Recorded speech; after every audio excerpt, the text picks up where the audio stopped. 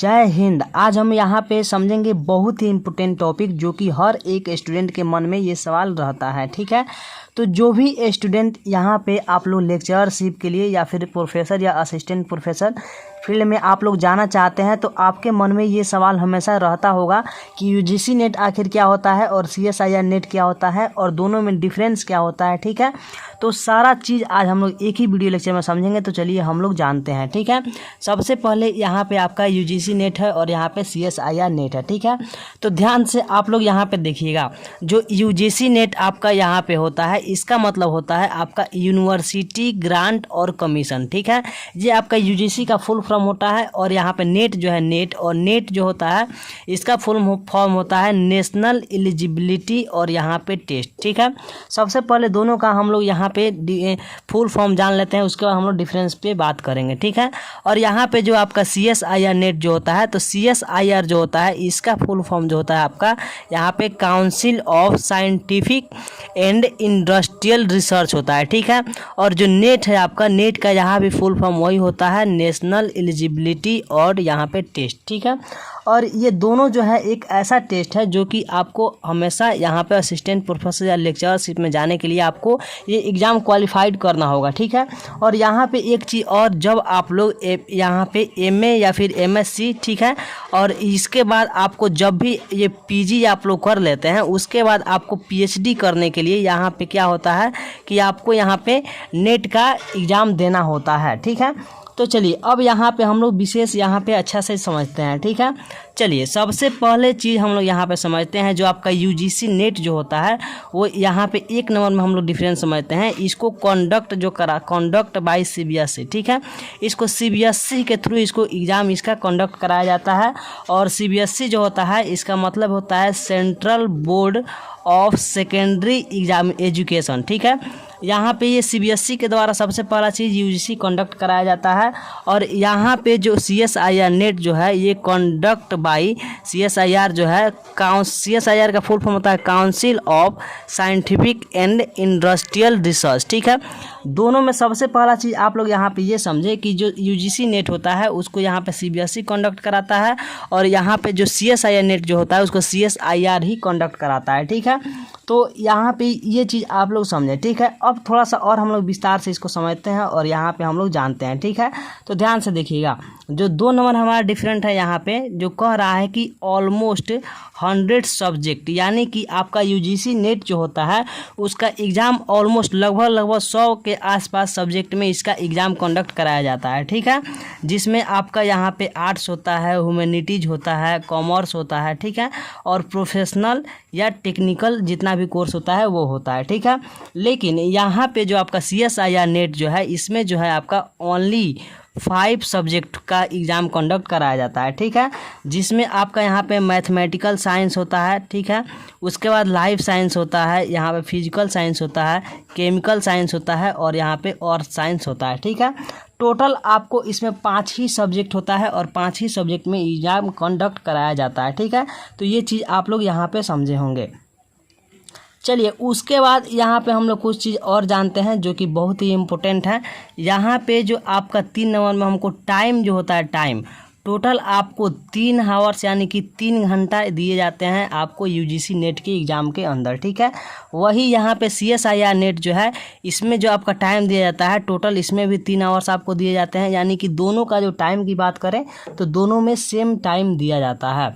चलिए आगे हम लोग दूसरा अंतर की बात करते हैं 4 नंबर में। तो आपका यहाँ पे 2 पार्ट्स में इसको डिवाइड किया जाता है, जो टोटल आपका 300 मार्क्स का एग्ज़ाम होता है। ठीक है, जिसमें पेपर 1 जो होता है आपका कॉमन होता है, आप किसी भी सब्जेक्ट के अंदर हो आपका पेपर 1 सबके लिए वही होगा, और ये आपका टोटल 100 मार्क्स यानी कि 100 मार्क्स का होगा। ठीक है, और पेपर 2 जो होता है वो सब्जेक्ट वाइज होता है। जैसे कि आप लोग अगर हिंदी से अगर आप यूजीसी नेट एग्ज़ाम दे रहे हैं तो आपका पेपर 2 हिंदी का 200 मार्क्स का होगा और ये 100 नंबर तो सबका कॉमन होगा, आप आर्ट्स से दें, ठीक है। हिस्ट्री हो, ज्योग्राफी हो, पॉलिटिक्स हो, कोई भी सब्जेक्ट हो, 100 नंबर कॉमन होगा और ये 200 नंबर जो होगा आपका सब्जेक्ट, जो भी सब्जेक्ट आपका ऑनर्स रहा होगा पीजी में या फिर यूजी में, उससे रिलेटेड होगा, ठीक है।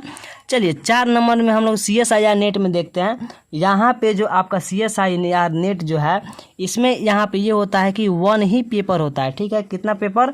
1 पेपर होता है, ठीक है। और यहाँ पे जो आपका 1 पेपर होगा ये 200 मार्क्स का होगा, ठीक है। क्या हम समझे कि CSIR नेट जो होता है वो 200 मार्क्स का आपका एग्ज़ाम लेता है और UGC नेट 300 मार्क्स का एग्ज़ाम लेता है, ठीक है। चलिए उसके बाद यहाँ पे कह रहा है आपका कि इसमें जो 200 नंबर का एग्ज़ाम जो होगा तो इसमें क्या होगा, 3 भाग में इसको डिवाइड किया गया है, ठीक है। तो 3 भाग कौन कौन से हैं, ध्यान से आप लोग देखिएगा। पार्ट ए जो होता है उसमें 30 नंबर का 30 मार्क्स का एग्ज़ाम होता है। पार्ट बी जो होता है इसमें 70 मार्क्स का एग्ज़ाम होता है और पार्ट सी जो होता है उसमें 100 मार्क्स का एग्ज़ाम होता है। इस तरह टोटल मिल करके आपका यहाँ पे 200 मार्क्स का एग्ज़ाम कंडक्ट यहाँ पे कराया जाता है। तो यहाँ पे आप लोग क्या समझे कि CSIR नेट जो होता है 200 नंबर का एग्ज़ाम होता है और UGC नेट 300 नंबर का एग्ज़ाम होता है। चलिए और भी डिफरेंट यहाँ पे हम लोग समझते हैं, दोनों में अंतर समझते हैं। 5 नंबर जो अंतर है, यहाँ पे मिनिमम मार्क्स जो होता है आपका 55% होना चाहिए पीजी में, यानी कि पोस्ट ग्रेजुएशन में, ठीक है। वही चीज़ यहाँ पे CSIR नेट जो होता है इसमें मिनिमम मार्क्स भी, इसमें भी 55% ही होना चाहिए आपका पोस्ट ग्रेजुएशन के अंदर, ठीक है। तो आप लोग यहाँ पे समझते चलिएगा। चलिए उसके बाद यहाँ पे हम लोग क्या करते हैं, 6 नंबर में यहाँ पे समझते हैं। यहाँ पे जो लेक्चररशिप जो होता है, इसमें UGC का नेट का एग्ज़ाम जब आप दीजिएगा तो लेक्चररशिप में नो मैक्सिमम एज होता है, यानी कि लेक्चररशिप बनने के लिए आपका कोई भी एज लिमिट नहीं है, ठीक है। वही चीज़ यहाँ पे अगर आपको JRF के लिए यहाँ पे मैक्सिमम एज दिया जाता है और वो आपको टोटल 30 ईयर यानी कि 30 साल के लिए होता है, ठीक है। वही चीज़ आपका लेक्चरशिप के लिए कोई भी एज नहीं है, लेकिन JRF के लिए आपका एज लिमिट दिया हुआ है।